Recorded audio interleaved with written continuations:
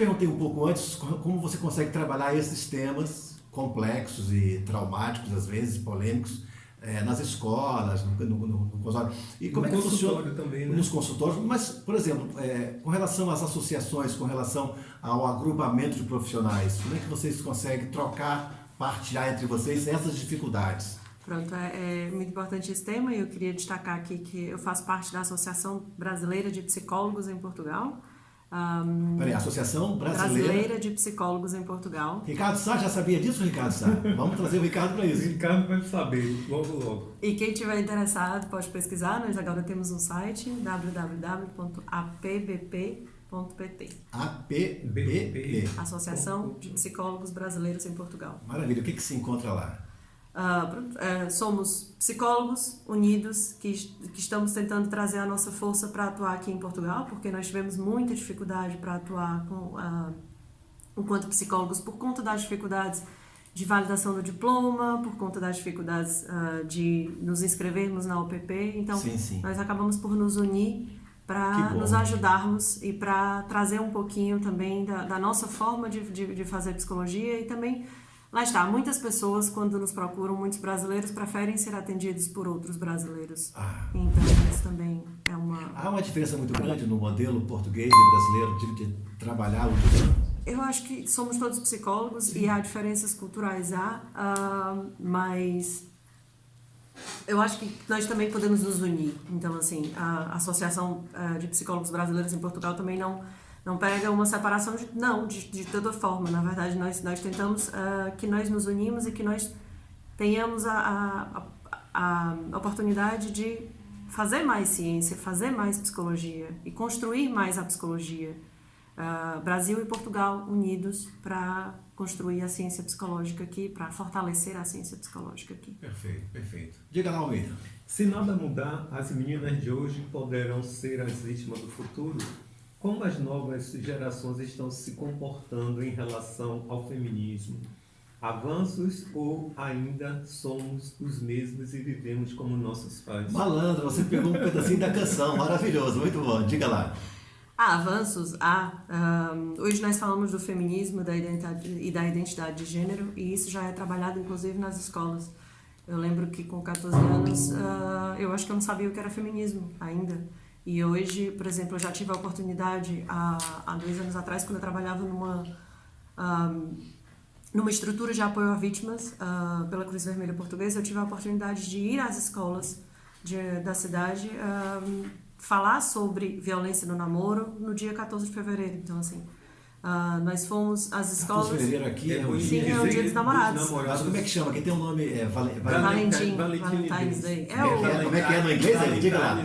Vai lá, joga o inglês no Rio sobre ele. Valentine's Day. Valentine's Day. Namorado daqui da Europa. Sim, então, ou seja, e nós fomos levar o tema de violência no namoro, ou seja, porque... Para miúdas e miúdos. Para miúdas e miúdos. Boa. Não é assim, que estavam ali naquela idade, vamos começar a namorar e desde essa idade já há o traço da violência psicológica, já há o traço do controle, quando, você não vai sair com essa roupa, ou, você não vai pôr esse batom. Não, eu observo muito aqui, às vezes nos centros comerciais aqui, normalmente o menino envolve a menina num abraço de urso, ou seja, é como se ele fosse o dono dela. Ele sai quase que arrastando a miúda, porque vai agarrado daquela forma, e ela fica ali assim, não sei se está gostando ou não, mas ela fica ali meio que está presa no abraço de urso, não consegue sair dali. Até no gestual você percebe esse domínio do macho. Macho é bicho ridículo mesmo, ou não? Não sei. É.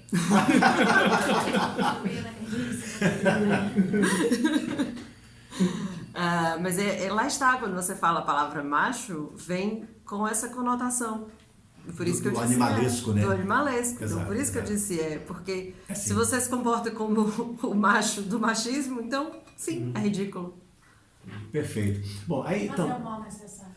É o mal necessário, dizem algumas vozes. Deixa eu voltar um pouquinho na questão das canções. Por exemplo, olha, Sexo Frágil, tudo entre aspas, tá? Cor de Rosa Choque. Aí vem uma outra, Entre Tapas e Beijos. Mais, Amélia, Mulher de Verdade. Como é que Mário Lago, genial, comunista, fantástico, fez uma canção chamada Amélia, Mulher de Verdade? Só não vou chegar porque estamos no rádio, mas Como é que você, Elaine, analisa essas citações feitas à mulher pela música popular brasileira? No longo histórico.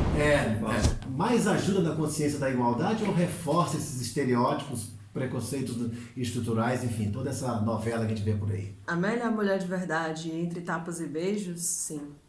Eles reforçam os estereótipos e preconceitos estruturais. Como diria o português, foda-se!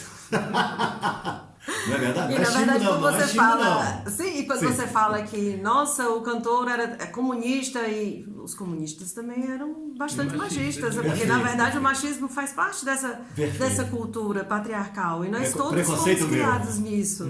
Então, inclusive hoje, sim, há comunistas e há socialistas que também são, como também há liberais e conservadores que. Ou seja, isso vai para além do âmbito da estrutura política. Faz parte da cultura patriarcal, não é? Infelizmente faz. Mas as outras duas músicas, eu gosto bastante, inclusive, Sexo Frágil e Cor-de-Rosa Choque, na verdade, são músicas que ironizam esse preconceito estrutural. E vem falar justamente isso, não somos o sexo frágil. Sim, e traz para reflexão. Sim, e traz para reflexão. reflexão. Ouvir aquela paisagem que você ouve e já não percebe a navalha na carne que está ali. Exatamente. Perfeito. Rapidamente, está vindo de Vitória, Espírito Santo, um comentário. Hoje consegui sintonizar o programa. Maravilhosa a ideia de colocar Elise e Maria Rita cantando juntas. Graça Luna, Espírito Santo, Vitória. Está aí um comentário. Eu sei, Almeida, você tem 2 abraços aí, Deus e o mundo. Mas vamos fazer isso no segundo bloco para não datar a entrevista maravilhosa com Elaine Esmeraldo, psicóloga, doutora em Ciências da Comunicação e que é brasileira. Já há quanto tempo em Portugal? 5 anos. 5 anos, já é portuguesa. Quase. 5 anos já adotou se calhar, já adotou uma série de coisas. Mais uma para você. Eu acho que eu estou ali no meio do oceano. Aquela do divã. Vamos lá, então, ouvir aquela música maravilhosa? Não, antes eu queria perguntar sobre o seguinte, a escuta que ela faz nos consultórios. Poderia falar mais ou menos quais são as maiores queixas das mulheres, voltando àquela chamada, 2024, século XXI. Ainda são reclamações do tempo das avós, das bisavós? Eu não diria que são as mesmas reclamações, mas passa muito próximo, porque eu escutei já, pelo menos essa semana, 2 vezes, que a responsabilidade ainda é toda dela, ou seja, me pareceu que elas estavam falando, elas eram mulheres com filhos, e que por vezes sentiam que, e elas diziam essa frase que é muito marcante, o meu marido me ajuda, mas por que ajuda? Afinal de contas, na hora de construir a casa ou na hora de fazer a criança, a contribuição é igual. Sim. Mas na hora de criar e de cuidar, a contribuição não é igual. Então, assim, quando ela diz isso, me ajuda, mas a impressão que eu tenho é que a responsabilidade ainda é toda minha, porque a decisão passa por mim. Se eu pedir, ele faz. Como se estivesse fazendo muita coisa, né? Exato, ou seja, então é assim, se eu pedir pro meu marido lavar a louça, ele lava, mas ele não sabe ver que a louça tá suja? Concorda com isso, Almeida? Com certeza. Plenamente. Então, esse é o problema, ou seja, há mais igualdade, sim, os homens estão fazendo mais parte das tarefas domésticas, ok, mas é como se diz, ou seja, o homem que faz parte, que faz parte da casa e que é pai e que faz as tarefas domésticas, ele é um adulto funcional. Claro. Agora, as mulheres no consultório trazem essa consciência ou algumas têm medo de tocar nesse assunto ou acham que ele tem razão tem que ser pedido para ele fazer? Eu não acho que elas acham que eles têm razão, mas eles acham que eles têm razão e por vezes as mães delas também acham que eles têm razão. E aí entra o problema. Entra um contexto social em que a mãe da própria mulher diz, mas ele é o seu marido, e daí? Mas a questão é essa, ou seja, nós precisamos educar as meninas e elas ainda trazem essa cultura. Sim, não só os meninos, mas as meninas também. Sim. Até para elas terem consciência do empoderamento que elas merecem. Sim, e educar os meninos para dizer, olha, sejam adultos funcionais. Porque não é, eu vejo bater muitas palmas para o homem que é pai, mas... tem até aquele famoso o alemão bem lourinho, né, que cuidava dos trigêmeos e era um exemplo. Mas aí as meninas todas achavam que era o máximo porque ele cuidava dos filhos. Como é o nome dele? Que fazia malhação, fazia aquelas bobagens da Globo. Gilbert. Sim, ou seja, E casou com a menina linda, e a menina sim, mas e teve lá que está. abrir mão da carreira. Muitas mães Ela abriu mão da carreira para os os trigêmeos. É isso, e elas não são tão destacadas assim. É como se fosse uma coisa Tal qual trivial. Susana Werner e o goleiro do Flamengo. Isso. Ela abriu mão, deixou de ser atriz para cuidar dos filhos dele. E se separar, é o momento fofoca. Se separaram, né? Parece que ele buscou outros clubes para jogar, não sei. Segue.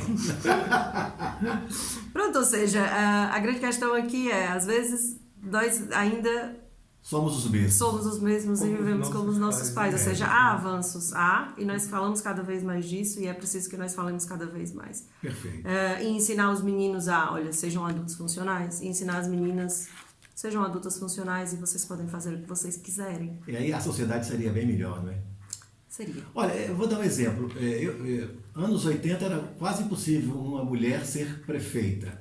E quando a Luísa Erundina assumiu São Paulo, você via a diferença no jeito de fazer as coisas. Ou seja, é um olhar. E vários outros exemplos que a gente tem de que o jeito feminino de conduzir, seja a empresa, seja uma coisa pública, é diferente. Mas a gente, jurassicamente, não percebe isso, né? E fica, não precisa ser a mulher, mas de repente o próprio homem adotar comportamentos que têm essa sensibilidade. É o olhar de mãe, é aquela mãe que cuida de todos os miúdos na rua, não importa quem ralou o joelho. A primeira a socorrer é a que está mais perto, não é assim? Ou não é assim? Não sei se é necessariamente o olhar de mãe. Não, olhar de mulher. Pronto. E aí eu diria, o olhar de mulher, por quê? Por que é que ela inspira? É porque eu acho que o homem ia direto à caça, né? Saía, caçava e voltava. E a mulher estava cuidando da criança tomando banho no rio, da cobra que podia invadir o barraco de madeira, enfim, não era? A roupa quarando no varal. Então nós, jurassicamente, fomos educados para olhar pontualmente e vergonhosamente. Vocês não, vocês sempre ampliaram esse olhar. Ou não tem essa história? Sim, ampliamos o olhar e também justamente porque nós fomos obrigadas a ver nesse contexto de Não foi por desigualdade de opção, gênero. exato, Então, nós precisávamos provar que. Sim. Então, nós acabávamos a olhar para todos os outros lados e pensar, se nós também precisávamos de cuidado, o que é que mais precisa de cuidado? Sim. E aí sobrecarrega. Sim, o tempo, então. todo o tempo, historicamente falando. A responsabilidade. Exato. Aí essa menina solta é um perigo, é uma revolução. Mas tem que ser, né? Muito bom. Tem que ser, vários anos. Ó, a questão de, temos só 5 minutos pela frente, infelizmente o tempo está acabando. Eu vou chamar uma canção que você disse que gosta, Rita Lee, Cor de Rosa Choque, pode ser? Mas antes eu queria que você, então, alguma coisa que não abordamos que você queira destacar e considerações finais, aqueles abraços. Você falou que sua mãe ia ouvir o programa. Manda um beijo para ela. Pronto, É Fortaleza? É de Fortaleza. Não sei se ela conseguiu sintonizar, eu espero que sim. Mas ela não Mandaremos conseguiu. a gravação para ela. Sim, exato. Mãe, um abraço. Também um abraço para o meu irmão, para o meu sobrinho Davi Luiz, para os meus sogros, para a minha família aqui em Portugal, para os meus amigos. Então tá, então vamos. Se alguém quiser te achar, então quer repetir o site? O site da Associação de Psicólogos Brasileiros em Portugal, www.apbp.pt. Pelo Sul Brasil, agradecemos a sua vinda. Um sábado chuvoso, um frio português e tiramos vocês cedo de casa de Águeda. Sim. Para o Porto. Águeda, olha E só. Tenho duas amigas lá em Águeda. manda um beijo. Pode mandar um abraço para elas então, para Águeda. Bárbara e Zoe. É a terra das Tem sombrinhas. É a Essa terra aí- das guarda-chuvas. Pois Olha, Bárbara e exatamente, Zoe, um Zoe. abraço. Nós precisamos nos encontrar, então. certeza. Sábado passado nós trouxemos aqui o frevo com um português. Maravilhosa entrevista. Das sombrinhas.